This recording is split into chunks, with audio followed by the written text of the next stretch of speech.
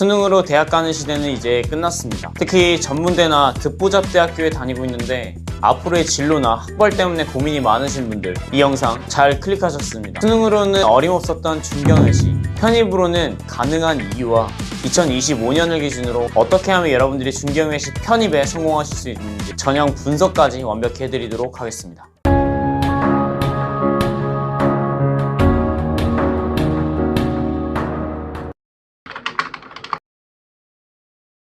중앙대, 경희대, 한국외대, 서울시립대, 흔히 중경외시로 묶이는 이 네 학교는 인서울 명문대의 기준선으로 불립니다. 실제로 취업시장이나 대기업 취업, 심지어 사회적인 네트워크 형성에도 이 라인까지는 정말 괜찮은 학교 나왔다라는 평가를 받고 있습니다. 명지대까지는 인서울로 인정받지만 그 아랫라인인 한성대, 삼육대, 서경대부터는 인서울로 보기 어렵다라는 이야기도 많이 나오고 있어요. 이런저런 이야기와 평가가 아무리 많아도 연고대와 서성한 바로 밑은 중경외시가 확실합니다. 중경외시 각 대학마다 편입 전형 방식은 조금씩 다릅니다. 2025년 전형을 기준으로 중앙대부터 한 학교씩 분석해드리도록 할게요. 첫 번째로 중앙대는 편입 시험 비중이 60%, 서류평가 비중이 40%입니다. 서류평가가 40%인데 60%를 차지하는 시험은 인문계는 영어, 자연계는 수학입니다. 특히 중앙대 영어 시험은 너무 어려워서 가히 변태적이다라는 말까지 들을 정도로 난이도가 높기로 유명해요.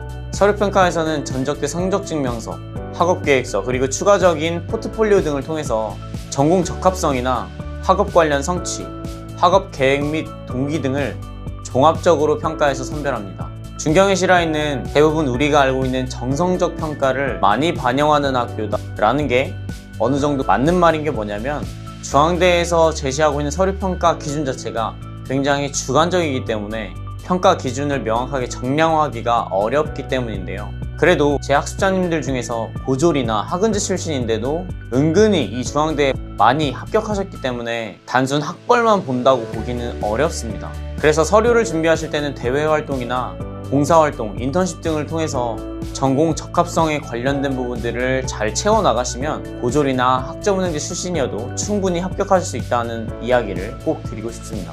두 번째는 경희대인데요. 경희대는 필답고사가 무려 90%입니다. 그리고 나머지 10%는 공인영어 성적인데요. 필답고사 난이도 역시 중경외시답게 높은 걸로 알려져 있고요. 인문체육 계열은 영어, 객관식 오지선다형으로 40문항이 출제되고 90분이라는 시간이 주어집니다. 학부과정에서 전공서적을 영어로 읽을 수 있는 정도의 능력을 측정한다고 생각하시면 되는데요. 거기에 따르는 독해력과 문법, 어휘 등이 출제됩니다.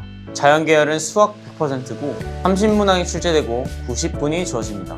자연계 학부과정을 이수하기 위해서 꼭 필요한 기초지식을 측정하는 수준의 수학 문제가 출제됩니다. 그리고 나머지 공인영어 10%는 비중이 좀 작아 보여도 꼭 900점대 이상은 취득해 주셔야 합격률을 올릴 수가 있습니다. 다음은 한국외국어대학인데요. 외대는 100% 필답고사를 보고요. 인문계는 영어시험, 자연계는 영어와 수학 두 가지를 동시에 봅니다.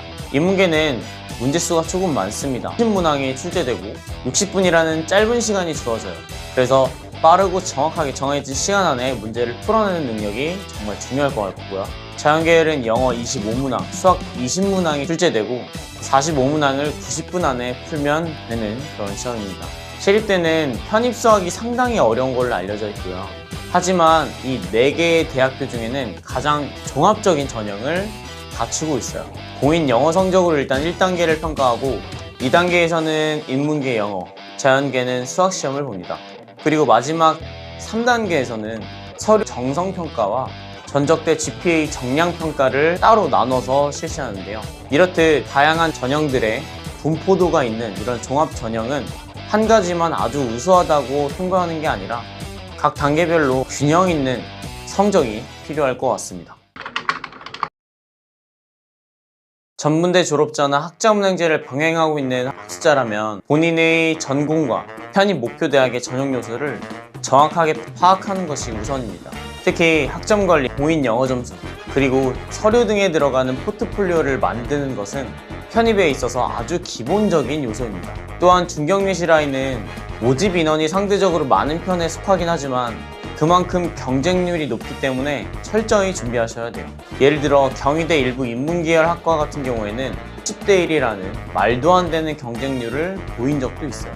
그렇기 때문에 중경외시 라인 너무 멋져 보이고 가고 싶다는 마음만으로 덜컥 지원했다가는 실패를 맞이할 가능성이 높습니다. 가장 좋은 방법은 자신이 가지고 있는 강점과 약점들을 나열하고 그것들을 살려서 나머지 요소들을 채워나가는 식으로 먼저 전략을 세우셔야 합니다. 또 학자문행제나 방송대 등을 통해서 다양한 전공과 또 학사 편입 조건 등을 갖춘다면 훨씬 더 유리한 고지를 점령할 수도 있습니다. 여러분들이 앞으로 살아가는 데 있어서 학벌이 모든 것을 결정하는 것은 아닙니다. 하지만 제가 시간을 돌린다면 조금 더 높은 학교에 편입을 해보고 싶은 마음은 분명히 있어요. 왜냐면 20대 초중반에 어떤 사람들과 함께 시간을 보냈느냐는 여러분들한테 미래, 저의 지금을 결정했을 테니까요. 여러분들한테 아주 희망적인 것은 여러분들이 수능을 잘 못 보시거나 내신 성적이 안 좋으셨더라도 편입이라는 제도는 그런 것 하나도 중요하지 않고 여러분들이 어떤 전략을 가지고 절실하게 준비를 하느냐에 따라서 합격 여부가 결정된다는 것입니다.